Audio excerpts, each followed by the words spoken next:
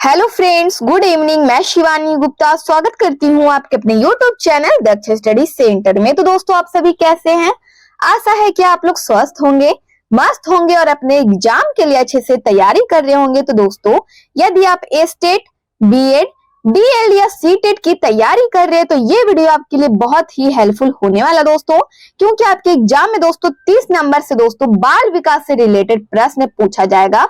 वही सारे प्रश्नों के बारे में दोस्तों आज की क्लास में हम लोग अध्ययन करेंगे, जो कि दोस्तों आपके एग्जाम के लिए बहुत ही महत्वपूर्ण प्रश्न है दोस्तों। इसलिए आप वीडियो को मिस ना करिए, वीडियो के अंतिम समय तक अवश्य बने रहिए ताकि दोस्तों आपको प्रत्येक प्रश्न से संपूर्ण जानकारी प्राप्त हो सके। और यह हमारा 90 नंबर का क्लास है। तो आपसे निवेदन है कि इससे पहले जो भी क्लास है दोस्तों एक बार आप जरूर से जरूर देख लीजिए और प्रतिदिन शाम 7 बजे बाल विकास का क्लास आप जरूर से ज्वाइन किया कीजिए।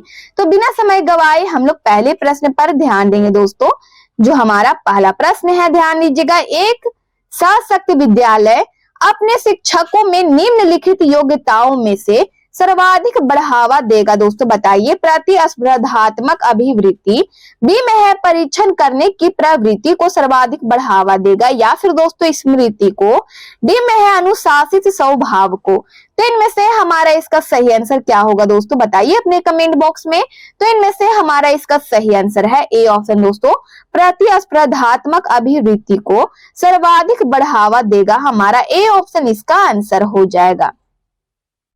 अगला प्रश्न है, थर्स्टन तथा लीकट निम्न में किसके मापन से संबंधित है? दोस्तों बताइए। बुद्धि मापन से संबंधित है, या फिर बी में है अभिवृत्ति के मापन से संबंधित है, डी में है, ध्यान दीजिएगा, सी में दोस्तों मूल्य, डी में है व्यक्तित्व। तो इनमें से हमारा इसका सही आंसर क्या होगा दोस्तों, बताइए। यदि आपको कोई भी प्रश्न का दोस्तों आंसर आ रहा है तो कमेंट बॉक्स में दोस्तों बताने में आप बिल्कुल से बिल्कुल देर मत कीजिएगा। और दोस्तों और कोशिश कीजिए कि आप प्रत्येक प्रश्न का आंसर आप अपने कमेंट बॉक्स में बताएं, तो हमारा इस प्रश्न का आंसर हो जाएगा। ध्यान दीजिएगा दोस्तों, अभिवृत्ति के मापन से संबंधित है। हमारा बी ऑप्शन इसका आंसर हो जाएगा। अगले प्रश्न पर इसी प्रकार ध्यान दीजिएगा। मनोवैज्ञानिकों के अनुसार निम्नलिखित में से किस विधि द्वारा मूल प्रवृत्तियों में परिवर्तन लाया जा सकता है? दोस्तों बताइए। सहसंबंध, मार्गांतरीकरण, या फिर दोस्तों विलयन है, ठीक है, या फिर दोस्तों नवीनीकरण। तो बताइए इनमें से हमारा इसका सही आंसर क्या होगा दोस्तों, अपने कमेंट बॉक्स में। तो इनमें से हमारा इसका आंसर क्या होगा दोस्तों, बताइए। मनोवैज्ञानिक के अनुसार निम्नलिखित में से किस विधि द्वारा मूल प्रवृत्तियों में परिवर्तन लाया जा सकता है दोस्तों, तो मार्गांतरीकरण के द्वारा। दोस्तों हमारा बी ऑप्शन इसका आंसर हो जाएगा। अगले प्रश्न पर इसी प्रकार ध्यान देंगे। निम्न में से कौन सा एक उत्तम परीक्षण की विशेषताओं से भिन्न है? दोस्तों बताइए। विश्वसनीयता, वैधता, वस्तुनिष्ठता, या फिर दोस्तों अभिक्षमता। तो इनमें से हमारा इसका सही आंसर क्या होगा, तो अभिक्षमता। दोस्तों हमारा डी ऑप्शन इसका आंसर हो जाएगा कि निम्न में से कौन सा एक उत्तम परीक्षण की विशेषताओं से भिन्न है दोस्तों, तो अभिक्षमता है। अगला प्रश्न है, शिक्षार्थी की अभिरुचि एवं अभिक्षमता के बारे में वैध एवं विश्वसनीय निष्कर्ष पर पहुंचने की विधि है। दोस्तों बताइए विधि कौन सी विधि है इनमें से? वस्तुनिष्ठ प्रेक्षण विधि, अंतरिक्षण विधि, या फिर दोस्तों ध्यान दीजिएगा अंत निरीक्षण विधि है, ठीक है, या फिर दोस्तों ध्यान दीजिएगा प्रयोगात्मक विधि। डी में है सभी विकल्प सही है। तो बताइए इनमें से हमारा इस प्रश्न का आंसर क्या होगा दोस्तों, तो इनमें से हमारा इसका सही आंसर है वस्तुनिष्ठ प्रेक्षण विधि, ये भी हमारा बिल्कुल सही है दोस्तों। अंत निरीक्षण विधि ये भी हमारा सही है। प्रयोगात्मक विधि ये भी हमारा सही हो जाएगा दोस्तों, अर्थात हमारा डी ऑप्शन इसका आंसर हो जाएगा। सभी विकल्प सही है।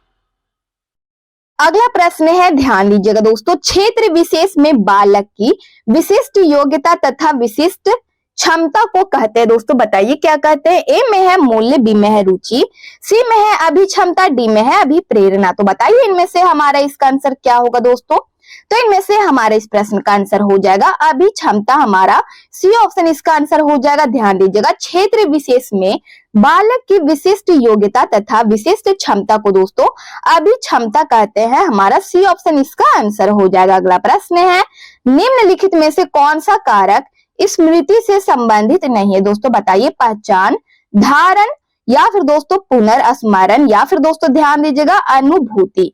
तो इनमें से हमारा इसका आंसर क्या होगा दोस्तों, बताइए। निम्नलिखित में से कौन सा कारक है जो स्मृति से संबंधित नहीं है दोस्तों, तो अनुभूति हमारा डी ऑप्शन इसका आंसर हो जाएगा। अगला प्रश्न है, ध्यान दीजिएगा, निम्नलिखित में से स्मरण करने की कौन सी विधि है दोस्तों, बताइए। मिश्रित विधि, विचार साहचर्य विधि, ए और बी दोनों सही है या उपयुक्त में से कोई नहीं। तो इनमें से हमारा इसका सही आंसर क्या होगा दोस्तों, बताइए अपने कमेंट बॉक्स में। तो इनमें से हमारा इस प्रश्न का आंसर हो जाएगा, ध्यान दीजिएगा, ए और बी दोनों सही है दोस्तों, मिश्रित विधि भी सही है और विचार साहचर्य विधि भी हमारा ए बी दोनों सही है, अर्थात हमारा डी ऑप्शन इसका सी ऑप्शन इसका आंसर हो जाएगा, ए और बी दोनों। अगले प्रश्न पर इसी प्रकार ध्यान दीजिएगा दोस्तों, निम्न में से किस विधि का उपयोग स्मृति के मापन के लिए नहीं किया जाता है दोस्तों, बताइए। ए में है प्रत्याहन विधि, बी में है तार्किक विधि, सी में है पहचान विधि, डी में है पुनः सीखना विधि। तो इनमें से हमारा इसका सही आंसर क्या होगा दोस्तों, बताइए अपने कमेंट बॉक्स में कि निम्न में से किस विधि का उपयोग स्मृति के मापन के लिए नहीं किया जा सकता है। तो बताइए दोस्तों, नहीं किया जाता है। तो इनमें से हमारा इसका सही आंसर है, ध्यान दीजिएगा दोस्तों ऑप्शन की ओर, तार्किक विधि हमारा बी ऑप्शन इसका आंसर हो जाएगा। अगला प्रश्न है, निम्नलिखित मापन के स्तरों में सबसे अच्छा कौन है दोस्तों, बताइए। नामिक, अनुपात, क्रमिक या अंतराल। तो इनमें से हमारा इसका सही आंसर हो जाएगा, ध्यान दीजिएगा, अनुपात दोस्तों हमारा बी ऑप्शन इसका आंसर हो जाएगा कि निम्नलिखित मापन के स्तरों में सबसे अच्छा कौन है दोस्तों, तो अनुपात है, बी ऑप्शन हमारा इसका आंसर है। अगला प्रश्न है, सीखी हुई बात को स्मरण रखने या पुनः स्मरण करने की असफलता क्या कहलाती है दोस्तों, बताइए। बहुत ही महत्वपूर्ण प्रश्न है दोस्तों आपके एग्जाम के लिए। पुनः स्मरण, विस्मृतियों, या फिर दोस्तों ध्यान दीजिएगा ध्यान से, सी में है संवेदना, डी में है स्मृति। तो इनमें से हमारा इसका सही आंसर क्या होगा दोस्तों, बताइए। पुनः स्मरण, विस्मृति, या फिर दोस्तों संवेदना या स्मृति। तो इनमें से हमारा इसका सही आंसर है दोस्तों, ध्यान दीजिएगा ऑप्शन की ओर, इनमें से हमारा सही आंसर हो जाएगा बी ऑप्शन, ध्यान दीजिएगा। सीखी हुई बात को स्मरण रखने या पुनः स्मरण करने की असफलता को विस्मृति कहते हैं। क्या कहते हैं, तो विस्मृति कहते हैं।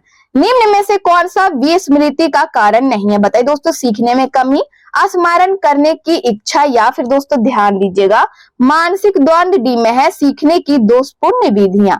तो इनमें से हमारा इसका सही आंसर क्या होगा दोस्तों, बताइए अपने कमेंट बॉक्स में कि निम्न में से कौन सा विस्मृति का कारण नहीं है दोस्तों। तो बी ऑप्शन स्मरण करने की इच्छा हमारा दोस्तों बी ऑप्शन इसका आंसर हो जाएगा। अगला प्रश्न है, आगमनात्मक तर्क के स्तरों में कौन सी शामिल नहीं है दोस्तों, बताइए। अवलोकन, प्रयोग, सामान्यीकरण या कल्पना। तो इनमें से हमारा इसका आंसर क्या होगा, बताइए। कल्पना दोस्तों हमारा डी ऑप्शन इसका आंसर हो जाएगा दोस्तों कि आगमनात्मक तर्क के स्तरों में कल्पना शामिल नहीं है। अगला प्रश्न है, संघनन का सिद्धांत निम्न में से किसकी व्याख्या करता है दोस्तों, बताइए। बहुत ही महत्वपूर्ण प्रश्न है दोस्तों आपके एग्जाम के लिए कि संघनन का सिद्धांत निम्न में से किसका व्याख्या करता है। अधिगम का, स्मृति का, अभिप्रेरणा या सृजनात्मकता दोस्तों। तो इनमें से हमारा इसका सही आंसर हो जाएगा, ध्यान दीजिएगा ऑप्शन की ओर दोस्तों, स्मृति हमारा बी ऑप्शन इसका आंसर हो जाएगा। अगला प्रश्न है, ध्यान दीजिएगा, स्मृति स्तर एवं बोध स्तर के शिक्षण प्रतिमान की संरचना में कौन सा सोपान उभयनिष्ठ है दोस्तों, बताइए। अन्वेषणमा, या फिर दोस्तों ध्यान दीजिएगा सामान्यीकरण, तैयारी, या फिर दोस्तों प्रस्तुतिकरण। तो इनमें से हमारा इसका सही आंसर क्या होगा दोस्तों, बताइए। स्मृति स्तर एवं बोध स्तर के शिक्षण प्रतिमान की संरचना में दोस्तों ध्यान दीजिएगा बी ऑप्शन हमारा इसका आंसर हो जाएगा कि सामान्यीकरण सोपान उभयनिष्ठ है। हमारा बी ऑप्शन इसका आंसर हो जाएगा कि कौन सा सोपान उभयनिष्ठ है, तो सामान्यीकरण। अगला प्रश्न है, एक विशेष विषय में ज्ञान और संबंधों को सुव्यवस्थित तथा निरूपित करने के लिए आलेखीय साधनों का प्रयोग क्या कहलाता है दोस्तों, बताइए। खंड कहलाता है, अग्रवर्ती आयोजक, स्मृति सहायक कहलाता है, या फिर संकल्पना मानचित्र। तो इनमें से हमारा इस प्रश्न का आंसर क्या होगा दोस्तों, बताइए अपने कमेंट बॉक्स में। तो इनमें से हमारा इसका सही आंसर है संकल्पना मानचित्र कहलाता है, हमारा डी ऑप्शन इसका आंसर हो जाएगा। अगला प्रश्न है, मन का मानचित्र संबंधित है दोस्तों, बताइए। बोध यानी समझ बढ़ाने की तकनीक से। बी में है साहसिक कार्यों की क्रिया योजना से। सी में है मन का चित्र बनाने से, या फिर दोस्तों डी में है मन की क्रियाशीलता पर अनुसंधान से। तो इनमें से हमारा इसका आंसर क्या होगा दोस्तों, बताइए अपने कमेंट बॉक्स में। तो डी ऑप्शन दोस्तों हमारा इसका आंसर हो जाएगा कि मन का मानचित्र संबंधित है दोस्तों, मन की क्रियाशीलता पर अनुसंधान से संबंधित है। हमारा डी ऑप्शन इसका आंसर है। अगला प्रश्न है, निम्नलिखित में से किस अवस्था में बच्चे अपने समवयस्क समूह के सक्रिय सदस्य हो जाते हैं दोस्तों। बहुत बार दोस्तों इस प्रश्न का आंसर मैं बता चुकी हूं, तो बताइए दोस्तों इनमें से हमारा क्या होगा, किशोरावस्था, प्रौढ़ावस्था, पूर्व बाल्यावस्था या फिर बाल्यावस्था। तो इनमें से हमारा इसका सही आंसर क्या होगा दोस्तों, बताइए अपने कमेंट बॉक्स में। तो इनमें से हमारा इसका आंसर है, ध्यान दीजिएगा, किशोरावस्था दोस्तों हमारा ए ऑप्शन इसका आंसर हो जाएगा। अगला प्रश्न है, विद्यार्थियों को विद्यालय में खेलना क्यों उचित है दोस्तों, बताइए। विद्यार्थियों को विद्यालय में खेलना क्यों उचित है, यह उन्हें शारीरिक रूप से सशक्त बनाएगा इसलिए उचित है, या फिर बी में है यह शिक्षकों के लिए काम आसान करेगा यह इसलिए ये सही है दोस्तों, ठीक है, इसीलिए यह उचित है, या फिर दोस्तों ध्यान दीजिएगा यह समय बिताने में सहायक होगा। डी में है यह सहयोग एवं शारीरिक संतुलन का विकास करेगा। तो बताइए दोस्तों क्या होगा इनमें से हमारा इसका आंसर। बहुत ही महत्वपूर्ण प्रश्न है दोस्तों, विद्यार्थियों को विद्यालय में खेलना क्यों उचित है, बताइए। क्योंकि दोस्तों यह सहयोग एवं शारीरिक संतुलन का विकास करेगा दोस्तों, इसलिए यह उचित है। हमारा डी ऑप्शन इसका आंसर हो जाएगा। अगला प्रश्न है, ध्यान दीजिएगा, बालकों की सोच अमूर्तता की अपेक्षा मूर्त अनुभव एवं प्रत्ययों से होती है, यह अवस्था है दोस्तों, बताइए। 7 से 12 वर्ष तक, 12 वर्ष से वयस्क तक, या फिर 2 से 7 वर्ष तक। डी में है जन्म से 2 वर्ष तक। तो इनमें से हमारा इसका आंसर क्या होगा दोस्तों, बताइए अपने कमेंट बॉक्स में।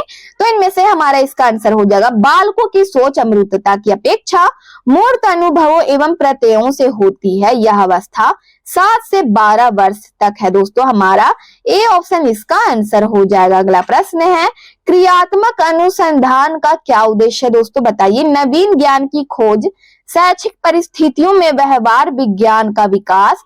सी में है विद्यालय तथा कक्षा की शैक्षिक कार्य प्रणाली में सुधार लाना। डी में है उपयुक्त सभी। तो इनमें से हमारा इसका सही आंसर क्या होगा दोस्तों, बताइए अपने कमेंट बॉक्स में कि क्रियात्मक अनुसंधान का क्या उद्देश्य है। तो इनमें से हमारा इसका आंसर हो जाएगा, ध्यान दीजिएगा दोस्तों ऑप्शन की ओर, क्रियात्मक अनुसंधान का उद्देश्य विद्यालय तथा कक्षा की शैक्षिक कार्य प्रणाली में सुधार लाना है। हमारा सी ऑप्शन इसका आंसर है। अगला प्रश्न है, विद्यार्थियों के अच्छे मानसिक स्वास्थ्य को बनाए रखने के लिए निम्न में से कौन सा तरीका अधिक महत्वपूर्ण है दोस्तों, बताइए। सह शैक्षिक क्रियाओं का प्रावधान, अभिव्यक्ति की स्वतंत्रता, रुचियों की भिन्नता, या फिर डी में अध्यापक की भूमिका एवं विद्यालय वातावरण। तो इनमें से हमारा इसका आंसर क्या होगा दोस्तों, बताइए अपने कमेंट बॉक्स में कि विद्यार्थियों के अच्छे मानसिक स्वास्थ्य को बनाए रखने के लिए दोस्तों अध्यापक की भूमिका एवं विद्यालय वातावरण तरीका सबसे अधिक महत्वपूर्ण है दोस्तों, हमारा डी ऑप्शन इसका आंसर हो जाएगा। अगला प्रश्न है, शारीरिक विकास का क्षेत्र है दोस्तों, बताइए। स्नायु मंडल, स्मृति, अभिप्रेरणा या समायोजन। तो इनमें से हमारा इसका आंसर क्या होगा, बताइए। स्नायु मंडल दोस्तों शारीरिक विकास का क्षेत्र क्या है, तो स्नायु मंडल है।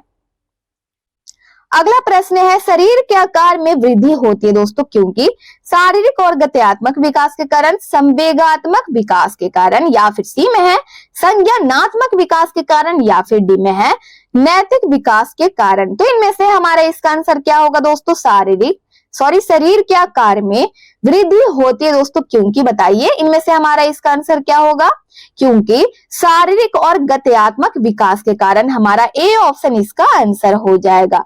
अगला प्रश्न है, मानसिक विकास को प्रभावित करने वाले कारक है दोस्तों, बताइए क्या है। मानसिक विकास को प्रभावित करने वाले कारक निम्न में से क्या है दोस्तों, वंशानुक्रम, परिवार का वातावरण, परिवार की सामाजिक स्थिति या फिर उपयुक्त सभी। तो इनमें से हमारा इसका आंसर क्या होगा दोस्तों बताइए। मानसिक विकास को प्रभावित करने वाले कारक दोस्तों वंशानुक्रम भी है, परिवार का वातावरण भी हमारा ये भी सही है, परिवार की सामाजिक स्थिति भी ये भी हमारा बिल्कुल सही दोस्तों, अर्थात हमारा डी ऑप्शन इसका आंसर हो जाएगा उपयुक्त सभी। अगले प्रश्न पर इसी प्रकार ध्यान देंगे। एक 13 वर्षीय बालक बात बात में अपने बड़ों से झगड़ा करने लगता है और हमेशा स्वयं को सही साबित करने की कोशिश करता है, वह विकास की किस अवस्था में है दोस्तों बताइए। ए में है प्रारंभिक बाल्यावस्था में, किशोरावस्था में है, या फिर दोस्तों युवावस्था बाल्यावस्था। तो इनमें से हमारा इसका आंसर क्या होगा दोस्तों बताइए। किशोरावस्था की अवस्था में है दोस्तों हमारा दोस्तों बी ऑप्शन इसका आंसर हो जाएगा। वह विकास की दोस्तों किशोरावस्था में है, हमारा बी ऑप्शन इसका आंसर है। अगला प्रश्न है बालक के शारीरिक व क्रियात्मक विकास की दशा होती है दोस्तों बताइए। सिर से पैर तथा शरीर के बाहर से मध्य की ओर। डी में है ध्यान दीजिएगा सिर से पैर तथा शरीर के मध्य से बाहर की ओर। सी में है ध्यान दीजिएगा दोस्तों पैर से सिर तथा शरीर के बाहर से मध्य की ओर, या फिर दोस्तों ध्यान दीजिएगा डी में है पैर से सिर तथा शरीर के मध्य से बाहर की ओर। तो इनमें से हमारा इसका आंसर क्या होगा दोस्तों बताइए। तो इनमें से हमारा इसका आंसर हो जाएगा बालक के शारीरिक व क्रियात्मक विकास की दशा है दोस्तों, ध्यान दीजिएगा सिर से पैर तथा शरीर के मध्य से बाहर की ओर, हमारा बी ऑप्शन इसका आंसर हो जाएगा दोस्तों। और वीडियो के अंतिम समय तक अवश्य बने रहिए दोस्तों, ताकि दोस्तों आपकी नजरों से एक भी प्रश्न ना छूटे और आप अपने एग्जाम के लिए अच्छे से प्रिपेयर हो सके। तो हमारा प्रश्न है ध्यान दीजिएगा मानसिक रूप से स्वस्थ अध्यापक की विशेषता क्या है दोस्तों बताइए। वह संवेदनात्मक रूप से संतुलित है। डी में है उसे अपने विषय का गहन ज्ञान है, या फिर दोस्तों सी में है वह अत्यधिक संवेदनशील है। डी में है वह सख्त अनुशासन पसंद करता है। तो बताइए इनमें से हमारा इसका आंसर क्या होगा दोस्तों कि मानसिक रूप से स्वस्थ अध्यापक की विशेषता क्या है दोस्तों निम्न में से। तो इनमें से हमारा इसका सही आंसर है ए ऑप्शन, वह संवेदनात्मक रूप से संतुलित है, हमारा ए ऑप्शन इसका आंसर है। यदि एक बच्चे की मानसिक आयु दोस्तों 5 वर्ष तथा वास्तविक आयु 4 वर्ष है, तो बच्चे की बुद्धि लब्धि मीन्स IQ दोस्तों होती है दोस्तों बताइए कितनी होगी 125, 80, 120 या 100। तो इनमें से हमारा इसका आंसर हो जाएगा ध्यान दीजिएगा दोस्तों 125 उसकी बुद्धि लब्धि मीन्स IQ कितनी होगी दोस्तों तो 125 होगी। अगले प्रश्न पर ध्यान देंगे प्रतिबिंब अवधारणा प्रतीक एवं संकेत भाषा शारीरिक क्रिया और मानसिक क्रिया अंतर्निहित है दोस्तों अनुकूलन के प्रेरक पेशी विकास के समस्या समाधान के, या फिर दोस्तों विचारात्मक ध्यान दीजिएगा विचारात्मक प्रक्रिया के। तो इनमें से हमारा इसका आंसर क्या होगा दोस्तों बताइए। प्रतिबिंब अवधारणा प्रतीक एवं संकेत भाषा शारीरिक क्रिया और मानसिक क्रिया अंतर्निहित है दोस्तों। तो इनमें से हमारा इसका आंसर क्या होगा बताइए।